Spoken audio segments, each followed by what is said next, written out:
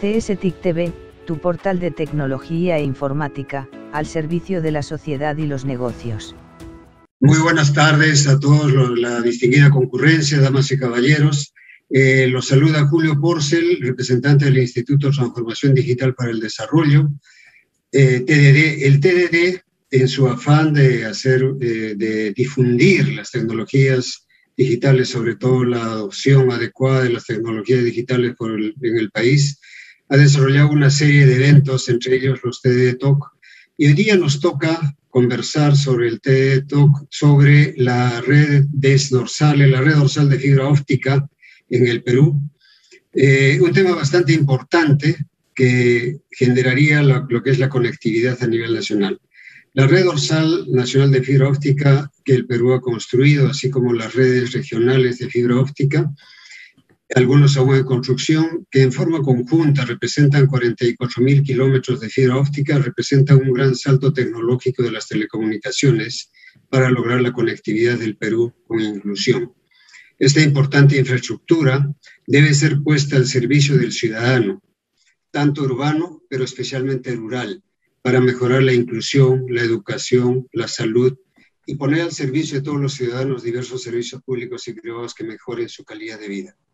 Sin embargo, diversos problemas contractuales y de gestión han retrasado considerablemente estos logros. En el TDD vamos a conversar en este TDD Talk sobre las posibilidades y las posibles alternativas para lograr los objetivos de las redes de fibra óptica en el Perú, tomando en cuenta las lecciones aprendidas. Para ello, contamos con un panel de expertos en el tema que compartirán sus experiencias y conocimientos a quienes paso a presentar. El ingeniero Carlos Sánchez Tarnaviewski es consultor del Banco Mundial, aunque ahora participa a título personal, o sea, sus opiniones van a ser a título personal estrictamente. Él es ingeniero electrónico de la Universidad Nacional de Ingeniería, con más de 30 años de experiencia en el sector de telecomunicaciones, con estudio de doctorado en telecomunicaciones en la ETSIT UPM en España, y de especialización en gerencia de proyectos de inversión pública en ESAN y la Universidad del Pacífico.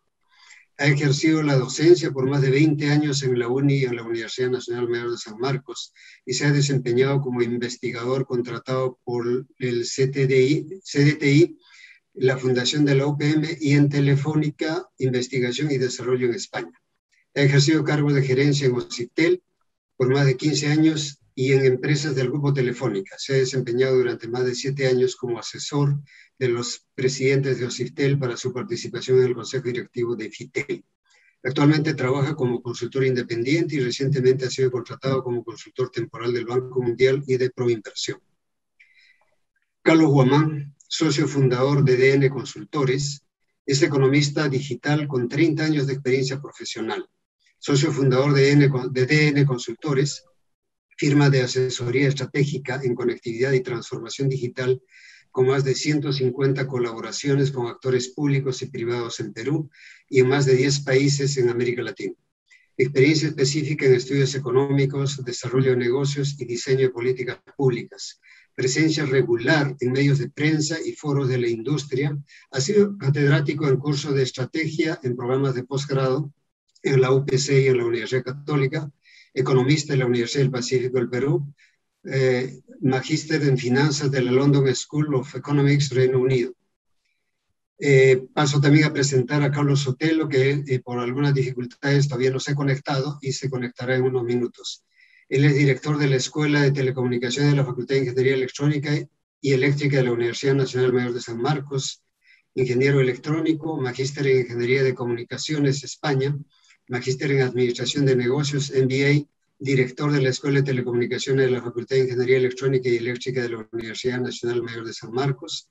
Lideró la formulación de la Red Dorsal Nacional de Fibra Óptica en el Perú y dio inicio a la formulación de proyectos regionales en FITEL. Es consultor en tecnologías de la información y comunicación, con experiencia en formulación, evaluación y gestión de proyectos de telecomunicaciones.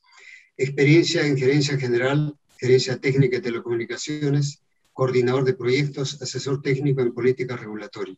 Catedrático universitario de posgrado y pregrado, con trayectoria de más de 30 años de docencia universitaria, conferencista en eventos nacionales e internacionales, autor de libros y trabajos de investigación con publicación nacional e internacional. Bueno, como les comenté, tenemos un panel de lujo de expertos y vamos a tratar justamente el tema de la red dorsal y las redes regionales. Este es un tema bastante apasionante realmente, pero también bastante importante. Entonces, yo quisiera empezar con una pregunta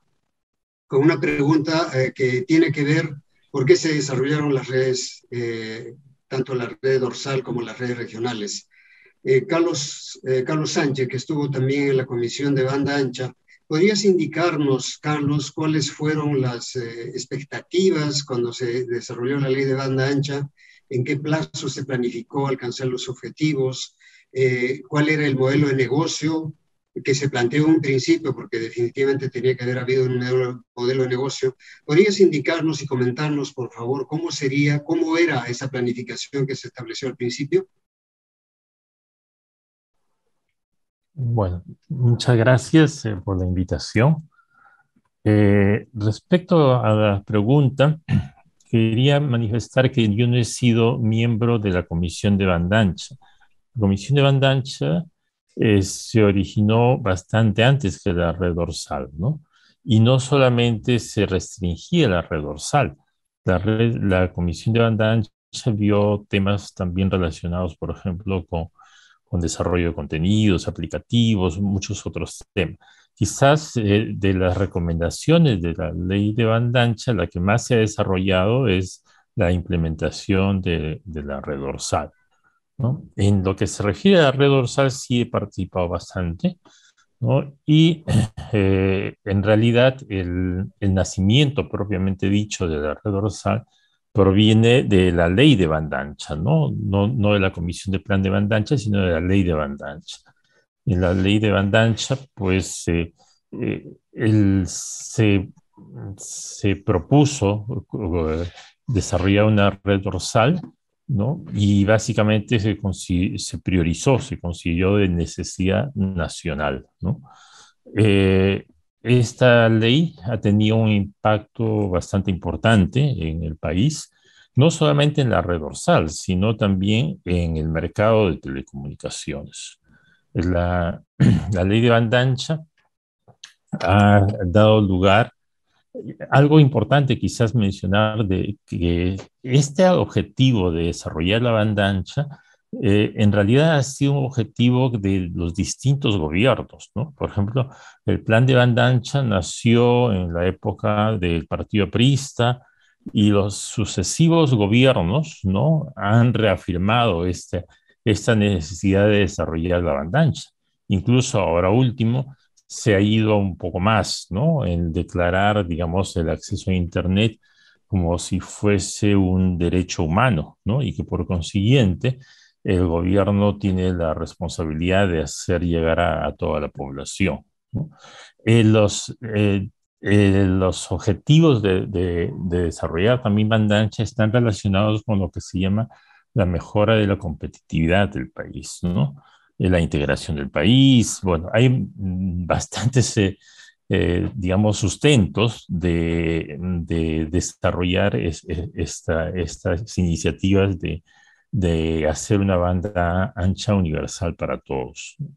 El, el tema también de priorizar, digamos, estos objetivos también ha dado lugar a unos efectos colaterales, ¿no? Y quizás no muy conocidos. Por ejemplo, el sector eléctrico ha contribuido mucho en el desarrollo del despliegue de la red dorsal, ¿no? El Estado, como ha priorizado esta red dorsal, ha establecido que las empresas eléctricas deben poner a disposición del sector de telecomunicaciones el soporte, por ejemplo, en los postes, en las torres de alta tensión, el uso del derecho de vía también. Y eso ha hecho una reducción importante de los costos que, por ejemplo, no son muy conocidos. Ustedes estarán viendo ahora último en varios distritos de Lima cómo han aparecido nuevos actores para proveer de Internet de banda ancha, ¿no? y a precios verdaderamente bastante mucho menores que los que se venían ofreciendo. Y habrán visto que estos nuevos actores se soportan, por ejemplo, en los postes de alumbrado público. Y eso ha sido posible porque los costos de alquiler o del soporte en el alumbrado público, las torres de alta tensión, están regulados y han tenido una disminución bastante importante. Entonces, no hay que restringir, digamos, solamente al desarrollo de la infraestructura de fibra óptica, sino también tiene digamos, aspectos bastante más importantes, quizás incluso, que se pueden dar en base a que ya existe esa infraestructura. Ok, gracias, Carlos. Bueno, ya este desarrollo que se ha dado en el Perú ha sido básicamente en el siglo XXI. Carlos Guamán, una pregunta. ¿Cómo consideras que cuando empezó todo el desarrollo de la época, incluso de Alan García, de repente algunas ideas un poco más antes, competitivamente a nivel no solo internacional, a nivel de Europa y otros países, sino solamente a nivel latinoamericano, cómo estábamos? ¿Estábamos adelantados, estábamos más o menos igual que los países vecinos o estábamos retrasados ya en el desarrollo de esta tecnología de la banda ancha? Sí, gracias, Julio. Bueno, primero que nada, un saludo cordial a todos ustedes, en particular a ti, Julio, a Carlos Sánchez y a Carlos Sotelo, que se sumará en unos minutos. Muy agradecido por esta oportunidad de participar en este panel sobre un tema tan sensible para el desarrollo digital del país. Y bueno, y felicitaciones a TDD por esta iniciativa de promover estos espacios de conversación. A tu pregunta, primero que nada quisiera tomar un poco la posta de lo mencionado por Carlos Sánchez en el sentido de que es absolutamente necesario tomar en cuenta que la red dorsal no es un tema aislado, no es un tema de fibra óptica solamente, no es un tema incluso solo de conectividad, sino que está profundamente vinculado a temas de agenda nacional transversal en el ámbito tanto económico como del lado social. Llámese, por ejemplo, la competitividad que mencionó Carlos, o también la inclusión, la integración de los diversos segmentos de la población a nivel geográfico, a nivel educativo, a nivel de diversos rangos etarios, etcétera. De modo que ese es un primer concepto que sí vale la pena tomar en cuenta, que la red dorsal no se trata solamente de un proyecto con un alto ingrediente técnico de despliegue de 13.000 kilómetros de fibra óptica, sino debemos verlo en el contexto de el impacto que genera para la ciudadanía, sobre todo porque ahora escuchamos cada vez más y debemos tomar este mensaje de manera muy seria, en el sentido que la transformación digital del país debe estar centrada en el ciudadano y por lo tanto cualquier pieza de esa transformación digital, y la conectividad digital es una pieza de la transformación digital, pues debe estar también centrada en el ciudadano. Dicho esto, en efecto, el origen de la red dorsal nos remite hasta el año 2005, con la Agenda Digital en su versión inicial, que estuvo coordinada desde la Comisión para el Desarrollo de la Sociedad de la Información, CODESI. Es posible que haya algún precedente previo, si hacemos un poco de arqueología, ¿no? Pero digamos donde ya está en blanco y negro, escrito en un documento oficial del Estado, es en la Agenda Digital del año 2005. ¿No? E incluso antes de la gestión de gobierno del 2006-2011. Y luego fue replanteada, o mejor dicho, actualizada en el año 2011, justamente antes del cambio de mando hacia la gestión del expresidente Humala, y además en paralelo con el Plan Nacional de Banda Ancha, dos documentos que tuvieron muchos temas contenidos en común. A tu pregunta directamente, ¿cómo estábamos por aquel momento? Estábamos en el puesto 8 en Sudamérica entre los países con menor porcentaje de usuarios de Internet. Para esto, recordemos que por aquel momento, el 2005, el desarrollo de este servicio era aún bastante embrionario. Tenía aún sentido la distinción entre banda angosta y banda ancha por las conexiones a través del teléfono de la casa. Todos recordaremos ese sonido que hacía el servicio de Internet cuando uno se conectaba, ¿no? Y estábamos en una posición baja.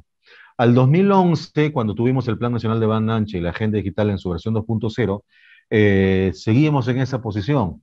Y lamento comentar que la noticia nada favorable es que hoy, según estadísticas de la Unión Internacional de Telecomunicaciones, Perú sigue estando en el puesto 8 en Sudamérica en términos de porcentaje de usuarios de Internet. que es el indicador que finalmente importa, ¿no? Más que el acceso, la capa superior de desarrollo de la conectividad, que ya es cuánto los peruanos lo usamos. Estamos en el puesto 8 actualmente, con un porcentaje de 60% y contra un promedio que está en 10 puntos porcentuales por encima, por lo menos, y estamos solamente por encima de 2 países, ¿no? Somos 10 países en la región, de manera tal que esto debiera llevarnos a una reflexión sobre cómo hemos abordado el desarrollo digital del país, sobre todo tomando en cuenta que hoy día, 2021, estamos en un mundo radicalmente diferente a lo que era antes de la pandemia, o sea, hace apenas 2 años, y si estamos muy diferentes al 2019, imaginémonos lo diferente que estamos respecto al 2011 o más aún al 2005, ¿no? De manera tal que sí es un tema muy importante sostener el debate sobre cómo plantear la expansión de la cobertura en el país. Seguramente en las siguientes rondas de conversación profundizaremos en el tema sobre el rol del Estado, el rol de cómo debe darse la interacción entre el ámbito privado y el ámbito público, cómo conectar esta conectividad digital con los sectores que son más usuarios del servicio, llámese, por ejemplo, educación, llámese salud, sobre todo tomando en cuenta que el 10 de octubre se vence el plazo que tiene el Ministerio de Transportes y Comunicaciones, la gestión actual, para designar a la comisión que va a diseñar el nuevo modelo dorsal, ¿no? De manera que para concluir la idea, estamos en este momento en una posición poco favorable en cuanto a desarrollo de uso del servicio de conectividad, o sea, el servicio de Internet, quiero decir, y eso debe llamarnos a la reflexión sobre los diferentes pasos que debemos tomar, uno de los cuales es la red dorsal. Ok, muchas gracias, Carlos. Sí, es preocupante escuchar que efectivamente hemos estado bajos y seguimos bajos y no podemos remontar. Entonces, ¿qué se requeriría, digamos, desde el punto de vista, porque este también es un tema político, ¿no? Desde el punto de vista político, ¿qué se requeriría con la finalidad de poder remontar esta posición en la que estamos, que es una posición bastante preocupante, obviamente? A ver, Carlos Sánchez, si nos puedes decir algo para ver qué se puede hacer a nivel político, qué recomendaciones se puede hacer para poder remontar esta ubicación en la que estamos. Bueno, la posición en la que estamos en realidad tiene, desde el punto de vista de conectividad propiamente dicho, porque hay otros aspectos relacionados también con lo que se llama la readiness, ¿no? Es decir, la disponibilidad o la capacitación que tiene la población para usarlo. En muchos casos se necesita cierta capacitación para que se use, ¿no? Bueno, pero hablando de la conectividad, creo que hemos desarrollado adecuadamente la infraestructura de telecomunicaciones que normalmente se llama interurbana, es decir, la infraestructura para poder llegar a determinadas ciudades del país, generalmente las más importantes, ¿no? Con la red dorsal y con las redes regionales, la capilaridad se ha ido extendiendo o se va a extender porque las redes regionales deben estar culminando el próximo año todas. Entonces, vamos a tener casi, digamos, el 80% de las capitales de distrito ya con conectividad de fibra óptica hasta un punto de la ciudad o de la capital del distrito. Pero tenemos que desarrollar todavía el último tramo, es decir, cómo llegar hacia el colegio, cómo llegar hacia el puesto de salud o cómo llegar hacia los domicilios. En ese caso, el Perú sí está bastante atrasado, ¿no? En realidad, creo que es una tarea pendiente poder llegar con fibra óptica por la última milla hasta los mismos hogares, ¿no? Algo que creo que además es una tarea imprescindible, por lo menos llegar hasta los centros educativos, las comisarías o los puestos de salud, porque si no contamos con esa última parte, pues la inversión, el gran esfuerzo que se ha hecho en el desarrollo de la red dorsal y de redes regionales no será en vano. ¿no? Fíjense, también quería cuantificar o resaltar el esfuerzo que se ha hecho. Son inversión más o menos de 2.000 millones de dólares de lo que se está invirtiendo en el sector de telecomunicaciones. Esa es una cifra que en nuestro sector no se ha visto nunca. Es una inversión de ese tipo, ¿no? Antes las inversiones que podrían ser de 100 millones parecían muy cuantiosas, ¿no?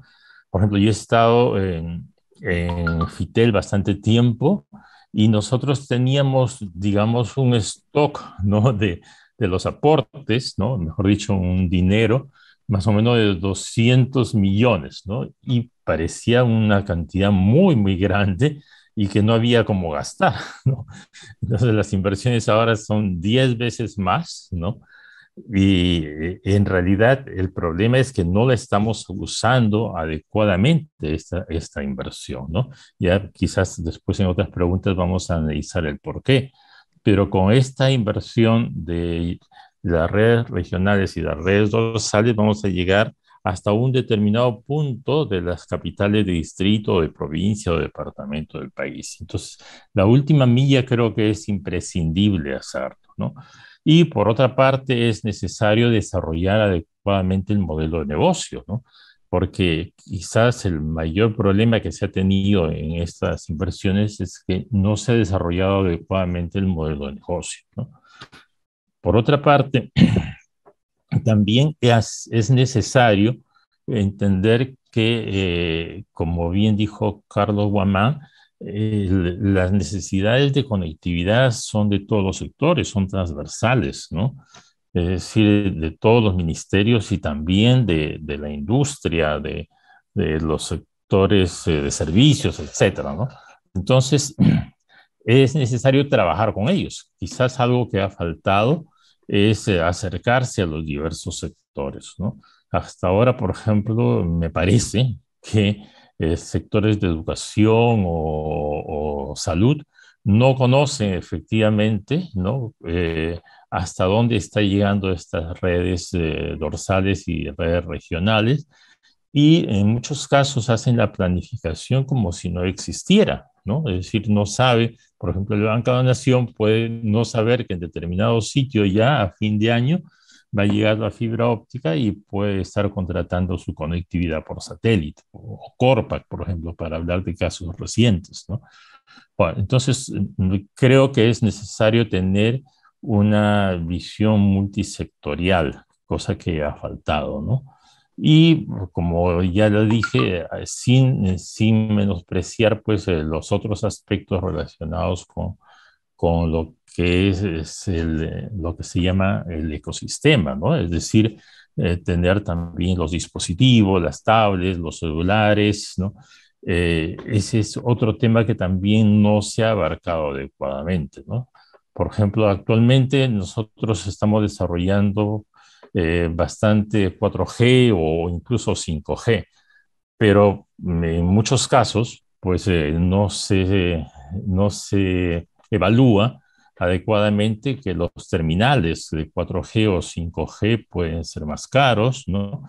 Por ejemplo, no se ha evaluado adecuadamente que en 4G la voz no se pasa adecuadamente en los terminales comunes, ¿no? Y es necesario mantener las estaciones bases antiguas, ¿no? Precisamente para tener la voz, porque un protocolo como el VoLTE, pues no está habilitado en los terminales de gama baja. Bueno, hay varios otros aspectos que también es necesario desarrollar. Gracias. Ok, gracias Carlos. Damos la bienvenida a Carlos Sotelo. Bienvenido, Carlos. Estamos hablando pues de la red dorsal y también las redes regionales, y ahora que hablamos en principio de cómo está el Perú, el tema de competitividad, en el cual tiene mucho que ver el desarrollo de estas redes de banda ancha, pero también, como mencionaron, tiene mucho que ver la educación, ¿no? Lo que se llama la parte de capacitación de los usuarios. Entonces hay una serie de aspectos. Sin embargo, es importante desarrollar las redes. O sea, las redes han tenido, tanto la red dorsal como las redes regionales, han tenido un programa, un plan, ¿no? Por lo menos inicialmente, hasta donde tenía entendido, este año 2021 debían haberse terminado todas las redes regionales. Sin embargo, hasta ahora, digamos, hay algunas redes que todavía no se terminan. Carlos Sotelo, ¿nos podrías comentar qué dificultades ha tenido el desarrollo de las redes, de tal forma de que en algunos casos no se han cumplido con los cronogramas, en algunos casos incluso, sobre todo en las redes regionales, ha habido, se han resuelto los contratos, lo cual genera pues una serie de problemas? ¿Nos podría comentar, por favor, qué dificultades se han enfrentado? Sí, antes que nada, muy buenas noches. Muchas gracias por la invitación a este evento. Me siento muy complacido de compartir esta mesa virtual con dos panelistas de mucha experiencia y de mucho conocimiento también, muy conocidos en el mercado. Y efectivamente les puedo comentar sobre las dificultades del despliegue de las redes regionales, de la red dorsal. Pero antes quisiera hacer un breve comentario sobre la problemática actual de ambas redes. En mi opinión, existen diversos componentes que forman parte de la problemática, pero estos componentes o factores tienen una ponderación. En mi opinión, la ponderación más alta la tiene el costo. Si bien podemos hablar de problemas diversos que los podemos enfocar en el conocimiento, por ejemplo, que tiene la ciudadanía sobre lo que representa la TIC, el uso, y tiene un factor de ponderación.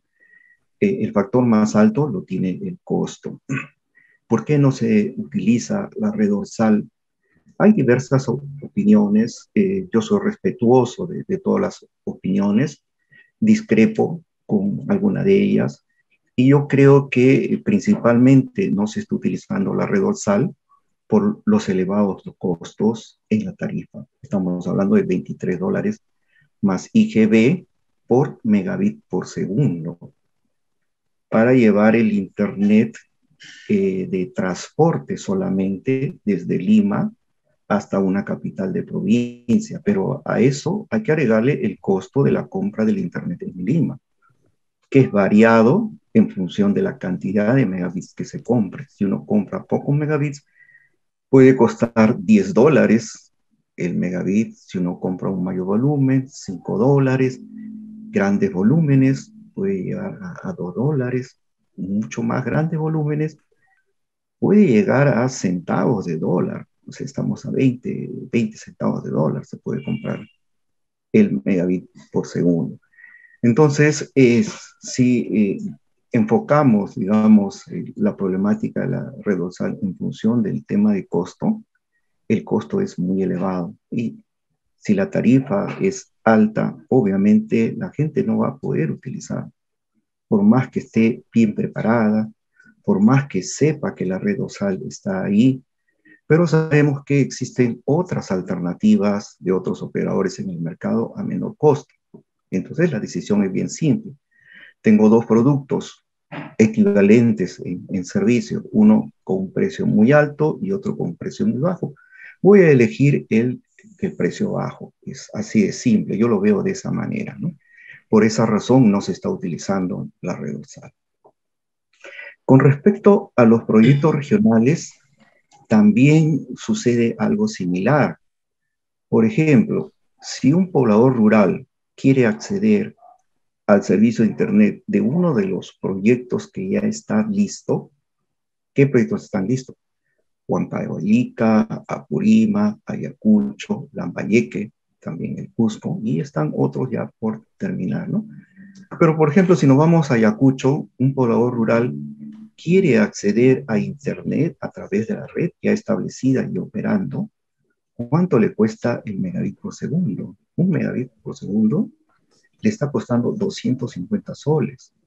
4 megabits por segundo está en el orden de 600 soles. Estos son precios reales. Hay gente que ha consultado al operador para tener un servicio particular y esos son los precios. Si lo comparamos con el precio que nosotros tenemos aquí en Lima nosotros podemos pagar 100 soles por 100 megabits. Y un poblador rural en estos proyectos regionales por 4 megabits le están cotizando 400 a 600 soles. Es increíble, pero es. Entonces, frente a esa realidad, no podemos esperar que ningún poblador rural pueda contratar ese servicio. Quienes están contratando son las entidades del Estado a un precio regulado. Y aún así, el precio que están pagando es un precio muy elevado. En resumen, tenemos una infraestructura, red dorsal y redes regionales totalmente subutilizada. ¿Por qué razón? Porque el modelo que se ha planteado no es un modelo eficiente y hay que cambiarlo. Pero aunado a ese modelo que efectivamente se tiene que cambiar, ha habido una serie de problemas en el despliegue de las redes. Cuando se llevaron a concurso los proyectos regionales, los primeros proyectos regionales, se establecieron plazos de 1 año o 1 año y medio, 18 meses. Incluso se puso factores de competencia en menor tiempo de implementación. Y algunos factores, por ganar el concurso, efectivamente presentaron sus ofertas con menores tiempos de implementación. Pero, ¿qué problemas tuvieron en la implementación? Primero, los permisos, las autorizaciones para el despliegue de sus redes. Un segundo punto que contribuyó a que no se cumplieran las instalaciones en los plazos previstos es que el Estado exigía el saneamiento de los terrenos. Un terreno en zona rural, todos sabemos lo que ocurre, ¿no? Yo tengo familia en provincias y sé las dificultades de lo que es tener un título de propiedad en una zona rural y después de ello, después de sanearlo, tener la posibilidad de vender. Esa fue una exigencia de los primeros proyectos regionales. Y eso jugó en contra de la implementación de los proyectos en los tiempos establecidos. Muchas gracias. Ok, gracias, Carlos. Realmente lo que comentas es bien preocupante, ¿no? O sea, el poblador urbano, en este caso, no solamente para hacer una diferencia, el poblador urbano que generalmente tiene mayores recursos, paga menos por 1 megabit que un poblador rural, que sus recursos son más escasos. Entonces, eso nos lleva a la pregunta, ¿qué debe hacer el Estado? ¿Cuál debería ser el modelo de negocio? Porque efectivamente no se está desarrollando nada. O sea, la red está subutilizada, los usuarios rurales que deberían tener acceso con toda la infraestructura que existe actualmente no lo tienen porque los costos prácticamente para ellos son prohibitivos. ¿Cuál debería de ser el modelo de negocio? Mi pregunta va para Carlos Guamán. ¿Cuál consideras que debería ser el modelo de negocio, pero que funcione? O sea, en este caso, tenemos que ver las lecciones aprendidas. O sea, si el modelo de negocio que se ha planteado hasta ahora no funciona, pues tenemos que cambiar de modelo de negocio porque no podemos tener resultados o esperar resultados diferentes si seguimos haciendo lo mismo. ¿Cuál sería, según tu punto de vista, el modelo de negocio más adecuado en estas circunstancias? Gracias, Julio. Sí, antes quisiera mencionar un par de cifras. Lo primero es que hace un rato comenté que el número de usuarios en Perú, o mejor dicho, que Perú se encontraba en una posición desfavorable respecto a la penetración de uso, que así se le llama, ¿no? El porcentaje de usuarios de Internet en el país. Simplemente quisiera ponerle cifras a esto, ¿no? Ese 60% que menciono equivale a 19 millones de peruanos, ¿no? Y si consideramos que la población peruana en total es 32 millones, y si descontamos a la población en la primera infancia, que se ubican en el orden de 3 millones, tenemos a 29 millones de peruanos de 6 años o más, y si le restamos el 19 millones, tenemos que los peruanos que no usan Internet ascienden a una cantidad de 10 millones de peruanos. Y según información que proviene del Ministerio de Transportes y Comunicaciones, de OCIPTEL, incluso del INEI, el Instituto Nacional de Estadística, podemos inferir, y esto nosotros lo hemos publicado en un informe la semana pasada en DN Consultores, que por lo menos la mitad de esos 10 millones tienen como principal razón para ser no usuarios lo que conocemos como alfabetización digital, es decir, las capacidades, las habilidades del manejo de las herramientas digitales. Entonces, ese es un primer punto que hace un momento consultabas, Julio, a Carlos sobre qué está pasando, qué se puede hacer, ¿no? Y el segundo número que el segundo tipo de indicador que quisiera mencionar es Carlos Sánchez mencionó que el monto comprometido en total por la red dorsal, que si le agregamos las redes regionales, asciende a un total de 2.000 millones de dólares, puntos más, puntos menos, que equivalente en moneda nacional fluctúa entre 5 y 8 mil millones de soles según de cuándo sea el tipo de cambio que usemos, ¿no? Del 2011 o 12, cuando esto fue concebido, o 2020 o 2021 en la actualidad. Entonces, versus cuánto es lo que invierte el sector telecomunicaciones en el país. ¿Ya? En promedio en los últimos años, este monto se ha ubicado en 3.700 millones de soles, que si le descontamos los montos recaudados por asignaciones de espectro radioeléctrico o los montos comprometidos por la red dorsal y las redes regionales, está en el orden de 3.000 millones de soles por año, contra ingresos anuales de 17.000 millones de soles. Es decir, algo menos del 20% de los ingresos del sector. Entonces tenemos esta cifra anual de inversiones de 3.000 millones contra la de red dorsal, que en total va entre 5, 6, 7 millones, 7.000 millones de soles, según cuál sea el tipo de cambio que usemos, de manera tal que sí, en efecto, el monto de inversión que la red dorsal ha significado o significa es inédito, ¿no? Inédito en el país y además en términos proporcionales en Sudamérica difícilmente encontramos un caso comparable, sobre todo con intervención privada, quiero decir, ¿no? Entonces, dicho este par de cifras, yo quisiera, Julio, plantear que la interrogante sobre qué modelo de negocio plantear para la red dorsal no es exactamente la pregunta que al país le resulta de mayor interés, porque, y regreso a una idea mencionada hace un rato, debemos ubicar a la conectividad digital en el entorno en el contexto de la transformación digital del país. De modo que es una herramienta, como bien sabemos, la conectividad no es un fin, es un medio, ¿no? Es un habilitador de la masificación de servicios de gobierno y de economía digital para impulsar la competitividad o la inclusión que mencionábamos hace un rato. Entonces, creemos que la pregunta no es cómo hacer que el modelo de negocio de la red dorsal sea rentable. De hecho, hace 3 años, el MTC encargó a OCIPTEL como ente técnico la interrogante sobre qué hacemos con la tarifa, que nosotros creemos que tampoco es la pregunta correcta, ¿no? O sea, la pregunta correcta no es qué hacemos con la tarifa de la red dorsal para que sea un modelo de negocio rentable. Lo que más bien debemos plantearnos es cómo encaja la red dorsal, bueno, en la situación actual, hacia adelante, dada la caducidad declarada por el Estado peruano hace mes y medio, cómo encaja la red dorsal en la visión de desarrollo del cierre de la brecha de cobertura o de infraestructura, ¿no? De conectividad digital en el país. ¿Cómo encaja, no? Entonces, ahí existen varias opciones. En el informe que el Banco Mundial planteó hace año y medio, en el cual Carlos Sánchez participó, están planteadas 3 alternativas. Cada una tiene pros y contras, ¿no? Entonces, nos da una pista sobre cómo puede eso orientarse. Pero sí quisiera ahí, para concluir el comentario, permitirnos a dar un paso hacia atrás y plantearnos como país cuál es el rol del sector privado y cuál es el rol del sector público en el despliegue de inversiones necesarias para la expansión de cobertura. La red dorsal es una asociación público-privada que ha tenido el resultado que Carlos Sánchez y Carlos Sotelo mencionado hace un rato, de un nivel de subutilización dramático, menos del 5%, según los últimos reportes oficiales del MTC, versus tenemos en el ámbito privado que las redes de fibra óptica de alcance nacional han crecido en la década de 10.000 a 40.000 kilómetros de fibra óptica, ¿no? Entonces, y hoy día tenemos que la cobertura, por ejemplo, ¿no? de redes móviles ya alcanza, según información oficial del MTC, a 90% de la población del país.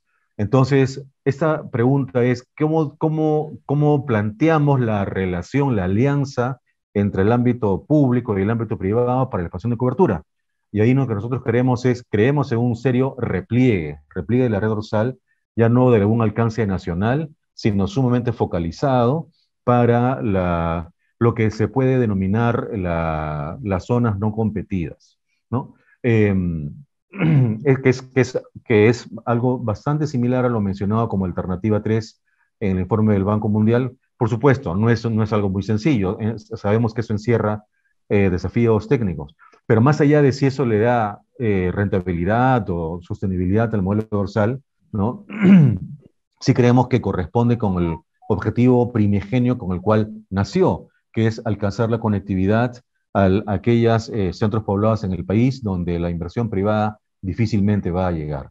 Entonces lo dejaría ahí, seguramente en las siguientes rondas podríamos entrar en más detalle. Ok, gracias, Carlos. Creo que efectivamente el problema, por lo menos mi humilde punto de vista, es de que si seguimos buscando rentabilidad, no vamos a lograr desarrollar las redes, tanto la red dorsal como las redes regionales. Por lo menos no se va a lograr acceder a los usuarios que son, sobre todo los usuarios de zonas rurales. Entonces, la pregunta sería, ¿cuál es la prioridad que se le debe dar al desarrollo de la red y las políticas obviamente relacionadas a ello? ¿Es a la rentabilidad o a lograr más bien la conectividad, sobre todo conectividad en las zonas aisladas, que creo es bastante importante, a terminar? Y no solo terminar, sino permitir o hacer accesible y asequible las redes a los pobladores de bajos recursos. ¿Cuál crees que sería, en este caso, Carlos Sotelo, la pregunta va para ti, cuál crees que sería la opción que debería tomarse, de repente diferente a lo que se ha venido tomando hasta ahora, pero que sí podría garantizar un éxito en el uso de estas redes? Sí, gracias por la pregunta. Yo quisiera aclarar el término rentabilidad. Existe rentabilidad privada y existe rentabilidad social. Todo proyecto financiado por el Estado tiene que ser socialmente rentable. Si no, no se justifica, no es viable. Es más, el Ministerio de Economía y Finanzas debe verificar que los proyectos que se ejecutan con dinero del erario peruano sean rentables a lo largo de su vida útil. ¿Ya? Eso es un aspecto importante. Entonces, ¿cómo se evalúa la rentabilidad social? La rentabilidad social se evalúa en función del uso que se le da a la infraestructura, al servicio, al proyecto, la cantidad de usuarios beneficiarios. Por cada usuario que es beneficiario del proyecto, se obtiene un ahorro. Un ahorro, ¿cómo se obtiene ese ahorro? Se obtiene un ahorro porque sin proyecto, ese usuario, ese peruano, tendría que desplazarse a un lugar distante, hay un costo de transporte, hay un costo de tiempo. Ese ahorro individual multiplicado por la cantidad de usuarios constituye, cuando hay proyecto, un ahorro. Y de esa manera se justifica. Entonces, en los actuales proyectos donde no hay usuarios, siendo muy estricto, no lo hay usuarios particulares, pobladores rurales no son usuarios, la rentabilidad social en extremo es cero, ¿no? Sí, claro, se conectan a instituciones del Estado. Entonces, ese proyecto, por ejemplo, si lo vemos fríamente, no se justifica. Pero no se justifica porque la inversión está mal hecha o la infraestructura está mal. No, no se justifica por el modelo, por el modelo resultante que hace que el precio para el usuario final sea prohibitivo. Y consecuencia, por esa acción del modelo, se invalida este proyecto que socialmente debe ser rentable. Todo proyecto financiado por el Estado debe ser rentable. Si es un proyecto privado, debe ser rentable desde el punto de vista privado. Ahora, con respecto a la red dorsal surge de 3 proyectos: Cobertura Universal Sur, Cobertura Universal Centro, Cobertura Universal Norte. 3 proyectos que pasaron por el SNIP y que su viabilidad la obtuvieron en función de la rentabilidad social, del uso que se le da. Bueno, ha pasado muchas cosas, consumiría mucho tiempo explicando por qué ocurrió lo que ocurre y por qué estamos donde estamos, pero a partir del punto en que estamos, ¿qué debemos hacer? Debemos recuperar la naturaleza y la razón por la cual fueron creados esos proyectos. Fueron creados para beneficiar a la sociedad, ¿no? Entonces, se beneficia con el uso. Yo creo que se falló en el modelo, ¿no? Hay componentes de costo elevado, etcétera, que dificultan el uso. Pero, ¿qué podemos hacer? La red dorsal está ahí, pero pensemos un momento. ¿Qué pasaría si no tuviéramos red dorsal? Y la respuesta es nada, porque se está utilizando 3.2%. Ah, ya, veamos más en la reflexión. Entonces, si significa que sin red dorsal no pasa nada, con red dorsal basta que haya un beneficio para el país. ¿Es bueno? La respuesta sería obvia. Sí, ¿no? Entonces, esa red dorsal tiene una capacidad de reserva que le da la ley. La ley 29904, artículo 18, establece que el Estado tiene una capacidad de reserva. ¿Cuánto? El mismo artículo establece que es el Estado el que debe definir esta capacidad. 20%, 30, 50, 80%. Sí, la ley le da esa facultad al Estado. Vamos a suponer que definiéramos 50% de esa capacidad para el Estado, ya que la ley le faculta. Bien, ¿para qué utilizaremos esa capacidad? La misma ley lo dice, para regnarse. Y la misma ley dice, sin propósito comercial. No es para vender esa capacidad, es para uso exclusivo del Estado. O sea, se puede utilizar como una conectividad de intranet. ¿A alguien le va a perjudicar? No, a nadie. Va a beneficiar a todo el país. ¿Quién va a perjudicarse si los hospitales se conectan? ¿Quién se va a perjudicar si todos los colegios se conectan? Nadie. Entonces debemos hacer y cumplir lo que la ley establece. Lo establece en el artículo 18 y en el artículo 19 se establece que es el mismo Estado el que debe fijar las condiciones técnicas y económicas para el uso de esa capacidad, cosa que a la fecha no se ha hecho. ¿Por qué? Eso escapa digamos, a esta mesa redonda. No vamos a ver ese tema. Pero el Estado lo puede hacer y lo debe hacer. Si el Estado lo hace, vamos a generar un beneficio tremendo para el país. No solamente mejorando la conectividad en salud, en educación, sino también a través del uso de esa conectividad se van a desarrollar servicios, proyectos a nivel nacional. Se va a generar empleo, ingenieros, técnicos, obreros, desarrolladores de software, vendedores de equipos. Lamentablemente, el no hacer uso de la red dorsal como debiera ser, se está generando un gran perjuicio para el país, tremendo perjuicio, por los altos costos que tiene el Estado en conectividad y porque muchos beneficios colaterales no se están dando. Muchas gracias. Ok, gracias, Carlos. Creo que el concepto importante efectivamente es la rentabilidad social. Y en eso el Estado tiene que invertir, ¿no? O sea, y es muy importante eso.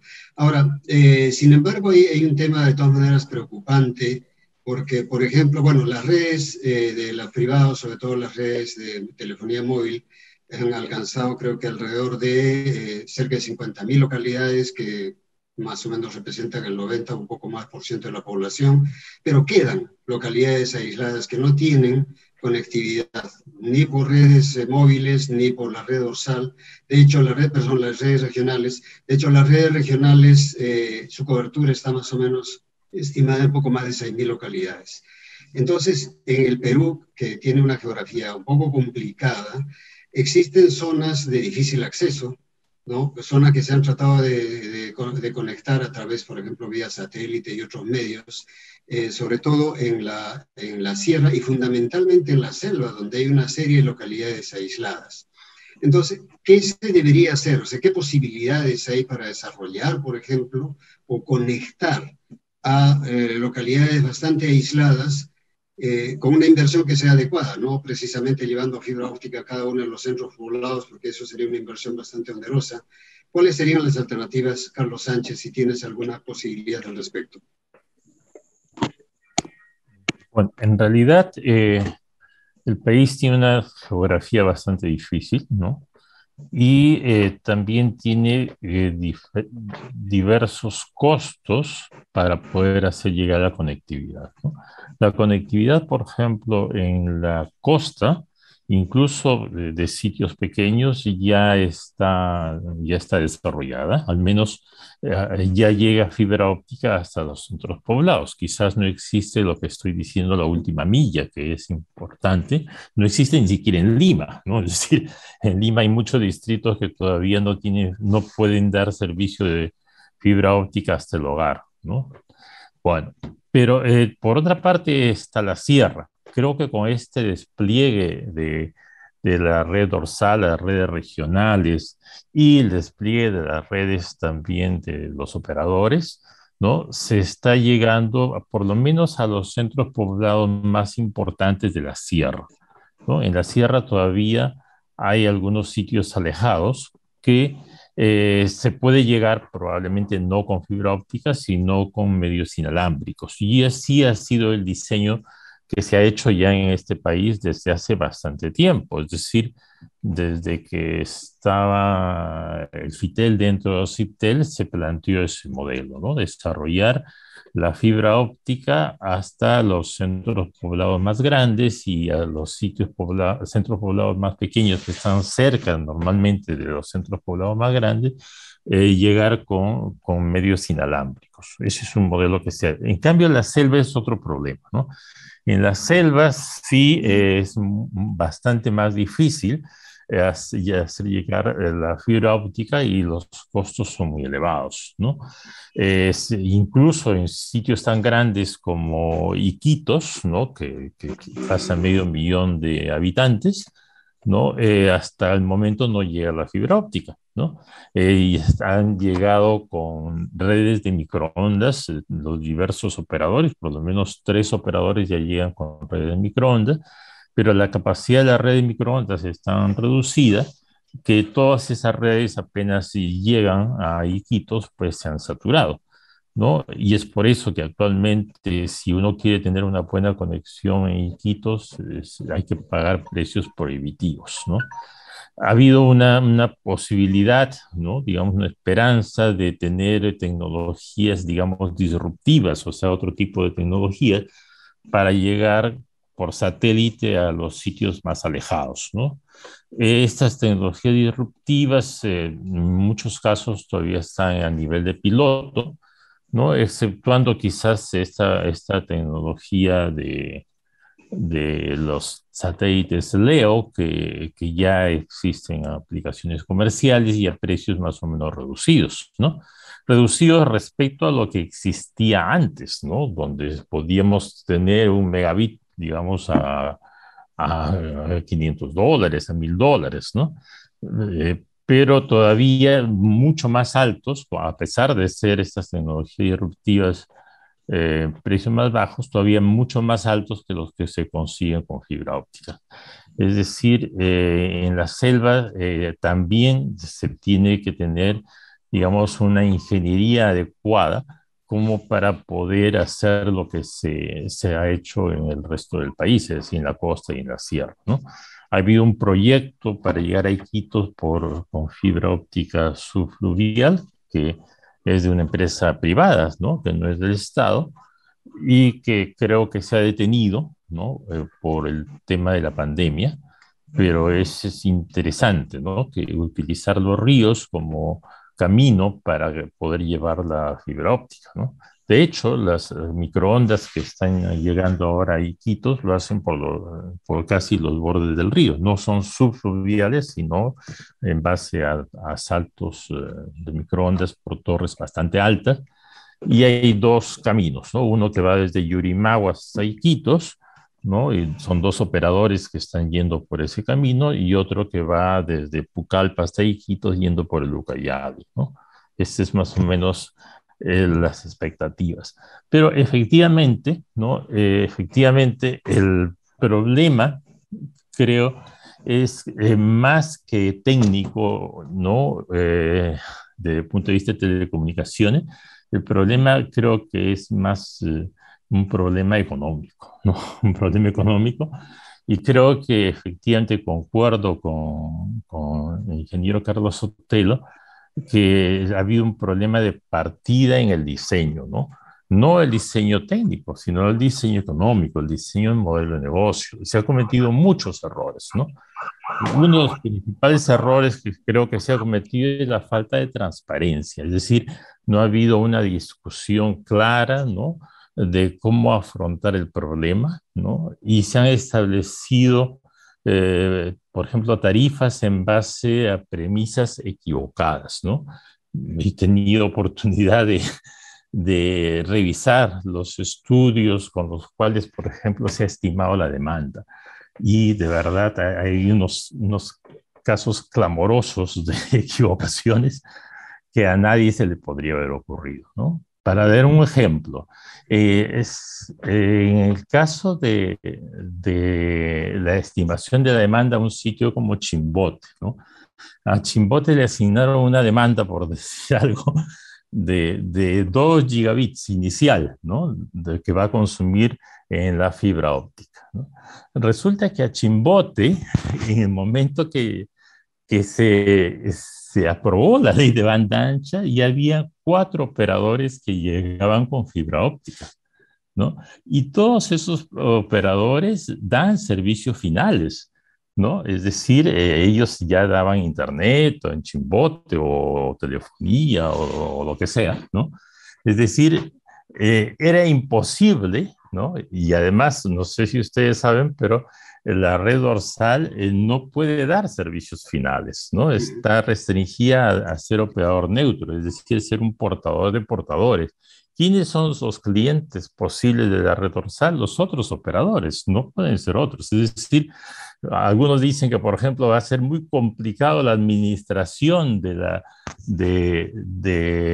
red dorsal. Si nosotros consideramos que es un operador nuestro, los clientes que va a tener llegarán a 50. No se necesitará ni siquiera base de datos, bastará un Excel para comenzar a facturarles, ¿no?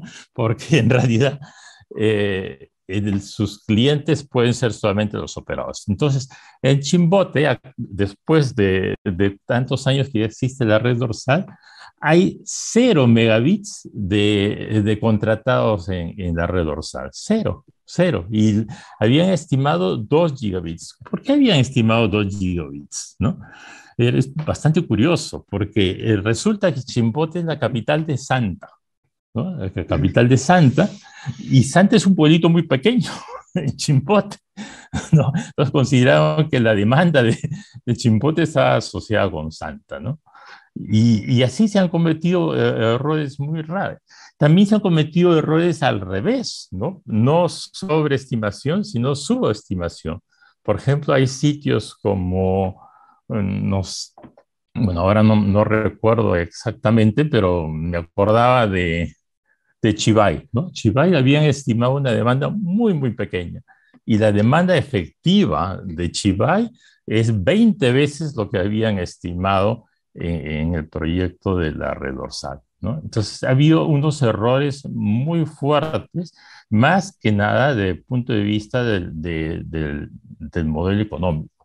Creo que no se ha entendido y no se entiende hasta ahora lo que se podría llamar la economía de la fibra óptica. ¿Qué quiere decir la economía de la fibra óptica? La fibra óptica tiene unos costos de mantenerlas operativas. Carlos, se nos da el tiempo, si puedes abreviar. Disculpa.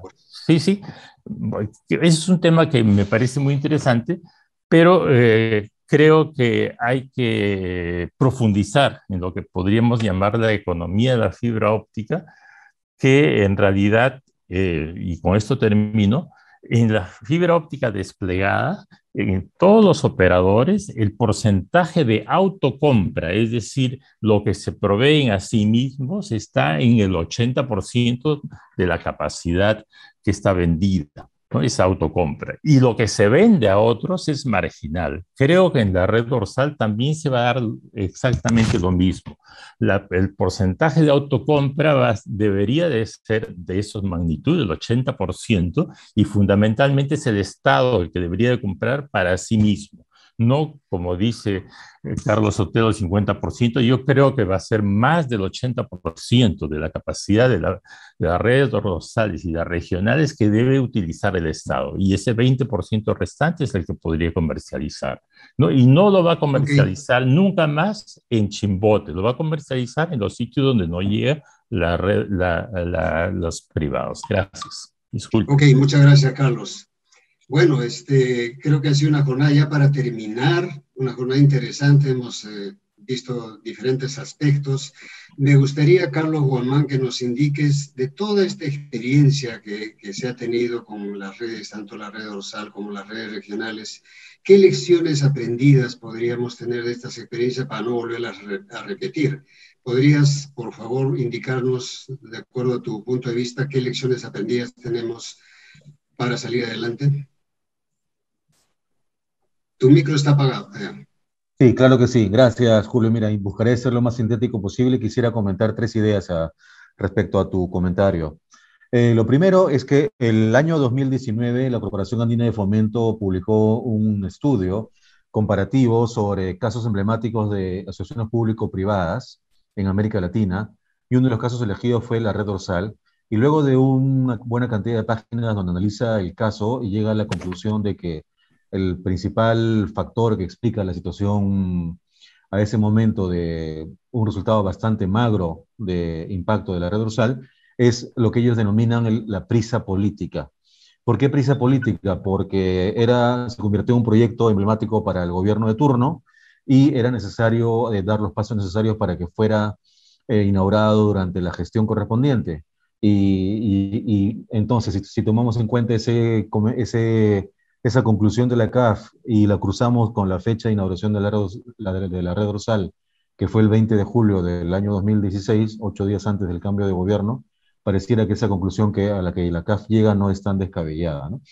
Por lo tanto, a tu pregunta, uno de los aspectos es que esa prisa política, ¿no?, que motivó, según lo que la CAF dice, que el Estado, o sea, que el sector no tuviera un acercamiento suficiente con todo el entorno que rodea a la red dorsal, ¿no? Entonces, eso es un aspecto que creemos que es importante que sea corregido de inmediato, en el sentido que, como mencioné antes, el 14 de julio el MTC declaró la caducidad de la red dorsal, del contrato de APP, de asociación público-privada, y el 10 de octubre es la fecha en que vence el plazo para la conformación de la comisión que va a diseñar el nuevo modelo dorsal. Entonces, esta comisión debiera considerar seriamente a la inclusión de los sectores que hemos ido mencionando en esta conversación, ¿no? Como hace un tiempo publicamos un informe donde ante esta sugerencia, pues lo que planteamos es que evitar que el Estado tropiece de nuevo con la misma piedra, ¿no? Es un primer punto. Y lo segundo es que conectividad y alfabetización, esto no se dice lo suficiente, que a veces, ¿no? En esta conversación sí lo he escuchado de Carlos Sotelo y de Carlos Sánchez, pero conectividad y alfabetización deben ir juntos, porque si no van juntos, vamos a estar, por mucho que mejoremos en un aspecto, en el otro vamos a estar en un nivel insuficiente. Y lo que ocurre es que en el país no existe un ente rector de la alfabetización digital. Existe un ente rector para conectividad, que es el MTC, lo existe para gobierno, que es la Secretaría de Gobierno Digital, también para economía, ¿no? En el Ministerio de Producción hay una Dirección General de Digitalización. No existe un ente rector de la alfabetización. Pronatel ha estado tomando pasos muy serios y que saludamos a través del plan Todos Conectados, que incluye no solamente conectividad, sino también alfabetización. Pero esos son pasos que debieran fortalecerse de manera muy agresiva, porque de lo contrario, si con la conectividad avanzamos y con la alfabetización no vamos a lograr que el uso del Internet en el país pueda crecer de manera importante para alejarnos del puesto 8 en Sudamérica, ¿no? Y lo tercero, y con esto concluyo, quisiera regresar al concepto de esta definición país sobre la alianza público-privada en este gran esfuerzo de la expansión de cobertura de la conectividad, ¿no? Y ahí lo que creemos es que, por ejemplo, este año, al inicio de año, el Estado, el MTC, dio una norma por la cual crea la modalidad de canon por conectividad, por la cual los operadores pueden financiar la expansión de cobertura de redes móviles con parte de los montos que correspondiera ser entregados al ministerio. Entonces, eso vemos que está funcionando, podría ser ampliado, ¿no? ¿Y por qué subrayo este punto? Porque no solamente en Perú, sino la experiencia en Sudamérica demuestra que el sector privado suele ser un poco más ágil para desplegar las redes, para tener un impacto en cuanto a el acceso al servicio. Entonces, son esos tres puntos, ¿no? Este carácter multisectorial que debiera tener la próxima comisión de diseño de la nueva red, del nuevo modelo dorsal. Lo segundo, alfabetización. Y lo tercero, una definición clara como país respecto a esa integración entre el esfuerzo público y el esfuerzo privado. Muchas gracias, Carlos. Creo que es importante, bueno, todos los conceptos de ustedes, y un tema importante que tenemos que lograr es lo que se llama la rentabilidad social, pero obviamente en la situación actual tenemos desafíos, pero también tenemos oportunidades. Carlos Sotelo, ¿nos podrías comentar un poco qué desafíos tenemos al momento y cuáles serían las oportunidades para lograr esa ansiada rentabilidad social, de tal forma que podamos incluir o conectar prácticamente el concepto de acceso universal, en este caso de Internet, a todo el país? Obviamente es complicado, pero por lo menos tener un buen avance con la infraestructura que ya se está terminando. ¿Cuáles serían los desafíos y las oportunidades, Carlos? Bien, quisiera comentar primero el tema de la demanda. Si a mí me preguntaran, Carlos Sotelo, ¿cuánto tú requieres o cuánto te gustaría tener de Internet? Yo pediría 1 gigabit o 10 gigabits. Y podemos preguntarnos, ¿y esa es la demanda de Carlos Sotelo? Y la respuesta es no, porque no tengo el dinero suficiente para contratar 1 gigabit o 10 gigabit. Entonces la demanda está sujeta a la disponibilidad de pago. Nuevamente, un poblador rural, su disponibilidad de pago, de acuerdo a los estudios de Fitel o día Pronatel, es 50 soles, 60 soles. Entonces, con esa posibilidad de pago, ellos deberían tener la capacidad equivalente a la que tiene cualquier ciudadano de Lima. Eso es política, eso es equidad. Entonces, nuestro modelo tendría que apuntar a ello, ¿no? A crear situaciones que yo diría ficticias de mercado, ¿no? Donde existe el mercado, donde libremente ingresan ofertantes y demandantes. Y un demandante es aquel que tiene la posibilidad de pago. ¿Qué ocurre en los proyectos actuales? Simplemente están las redes, nosotros anunciamos, existen 1 millón, 2 millones de beneficiarios porque las redes están ahí cerca de ellos, pero nuevamente ellos no pueden hacer uso de la red. Entonces, ¿qué retos nosotros tenemos? El primer reto es cambiar el modelo. En telecomunicaciones tenemos 3 segmentos claramente identificados. Uno es el segmento particular privado, que normalmente está en zonas urbanas, donde existe competencia. Nadie duda que hay competencia en el país en las zonas urbanas. Ahí que se siga desarrollando la competencia, lo que tiene que hacer el Estado es reducir los costos regulatorios, administrativos u otros costos que tienen los operadores para ser más competitivos. Eso tiene que hacer el Estado, reducir sus costos. ¿Por qué? Porque todo sobrecosto se va a trasladar luego al usuario final. Eso es un tema de lógica. Por ejemplo, el alquiler de postes o de sujeción de postes debe bajarse al mínimo en infraestructura del Estado, porque el Estado tiene que cobrar si es el Estado el que necesita que se desarrollen las redes, que se cobre un pago mínimo. Eso reduciría los costos operativos en zonas urbanas. El otro segmento es el sector estatal. El Estado necesita tener una fuerte conectividad. Tiene que tener una conectividad de un nivel de un país desarrollado. Nosotros aspiramos a ser un país desarrollado. Tenemos que hacer algo para que nuestra conectividad suba. ¿Estamos en capacidad? Sí, porque tenemos redes, tenemos la red dorsal, tenemos proyectos regionales, tenemos que aspirar a tener 1 gigabit de conectividad en nuestras instituciones. O sea, nuestro modelo, nuestro reto es apuntar a ello, y yo creo que sí lo podemos hacer. Un tercer segmento es el segmento social. Muchas veces pensamos que el segmento social está en zonas rurales, en zonas muy alejadas de la frontera. No, ese segmento social está en la periferia de la zona urbana. Tenemos que hacer algo para ello. Entonces, para el segmento social, podemos hacer puntos de conexión, telecentros de comunicaciones como que se viene haciendo, pero de una manera más eficiente. Y un punto que puede llegar a mejorar a todo el país en las comunicaciones es un satélite de comunicaciones. ¿Cuánto cuesta un satélite de comunicaciones? Por ejemplo, a Argentina le costó $280 millones un satélite de comunicaciones. Brasil está por $350 millones, pero son montos manejables.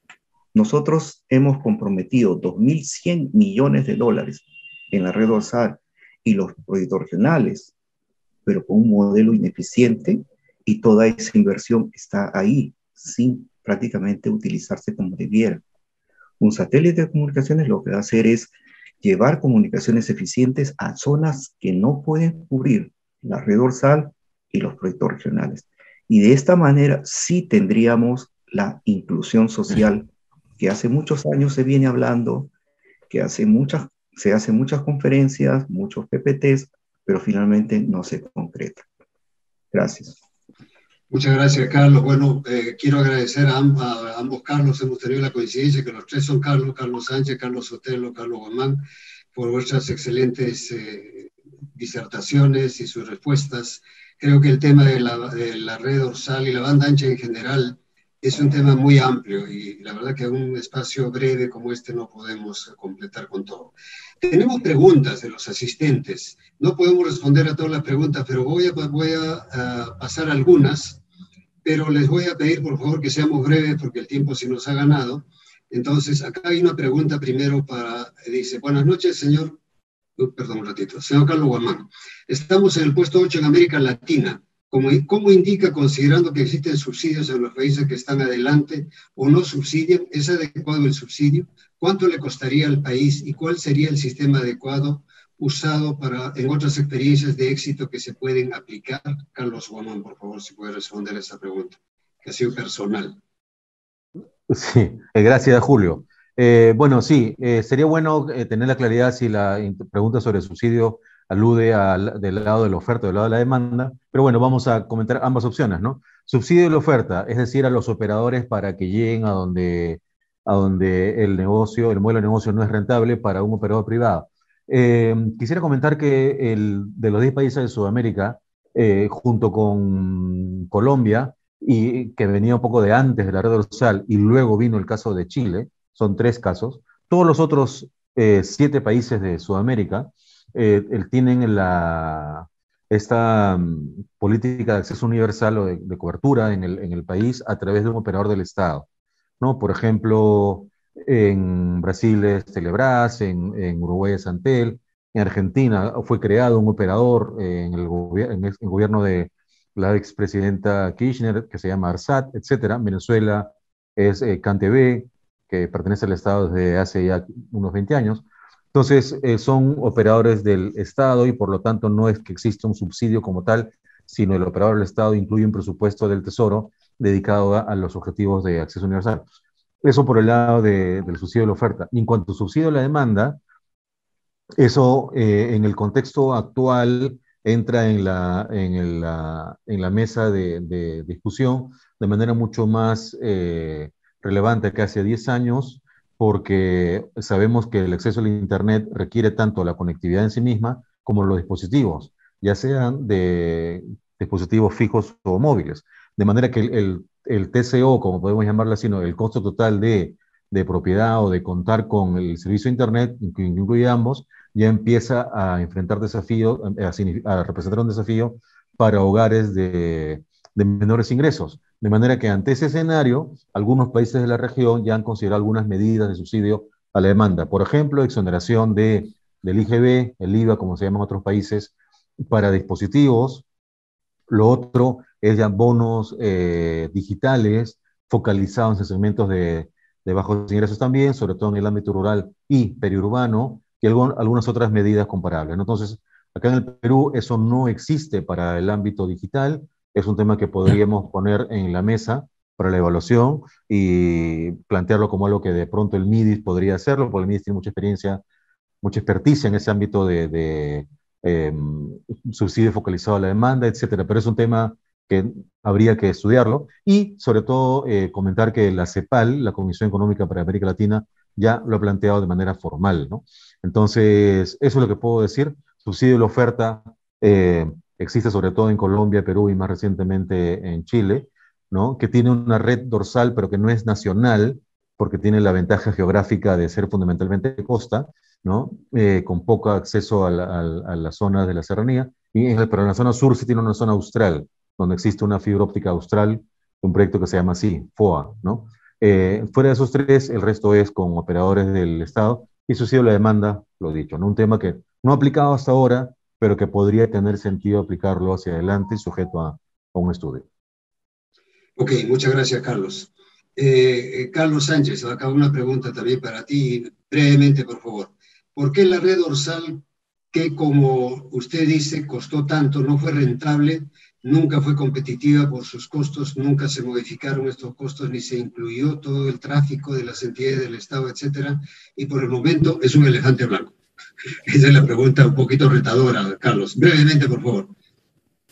Bueno, quisiera comenzar con lo que quizás no se quiso decir, ¿no? Y también Carlos Sotelo lo insinuó. En realidad es inconcebible por qué es que no se encaminó el tráfico del Estado a través de la red dorsal, ¿no? Lo dice la ley, ¿no? Y quizás no se logró completar algún dispositivo de reglamentario, ¿no? Pero lo dice la ley, y lo dice la ley hace mucho tiempo. Para poner los dispositivos reglamentarios había plazos que se han incumplido. Otra cosa curiosa, la red es de titularidad del Estado. O sea, el Estado tiene una red y prefiere no utilizar su propia red para llevar su tráfico, ¿no? Es bastante curioso. Si yo tuviera una red, pues trataría de llevar mi tráfico por ahí e incluso convencer a otros para que su tráfico lo lleven por mi red.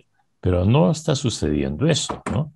La red actualmente tiene una capacidad de 500 gigabits por los equipos, pero la red por la fibra óptica desplegada tiene decenas de terabits, o sea, muchas veces la capacidad de los equipos, ¿no? Esa capacidad ahora de 500 gigabits, en realidad, lo que me reafirmo en lo que digo antes, ¿no? El Estado por lo menos va a consumir el 80% de esa capacidad, ¿no? Y puede vender o comercializar quizás lo restante, ¿no? Ese es más o menos. ¿Qué ha sucedido? ¿Por qué ha habido esos problemas? Porque se también han cometido un error, es no darse cuenta de que los cambios, las variaciones, la dinámica del sector de telecomunicaciones es muy rápida y casi es impredecible, ¿no? Es decir, se le fijó una tarifa fija, no un tope, sino una tarifa fija de $27, ¿no? Y se consideró que no iba a haber cambios, ¿no? Y resulta que ahora, como bien se dice, las tarifas deberían de ser, no sé, menos de $5, ¿no? Y no solamente la red dorsal, sino incluso también las de redes regionales, ¿no?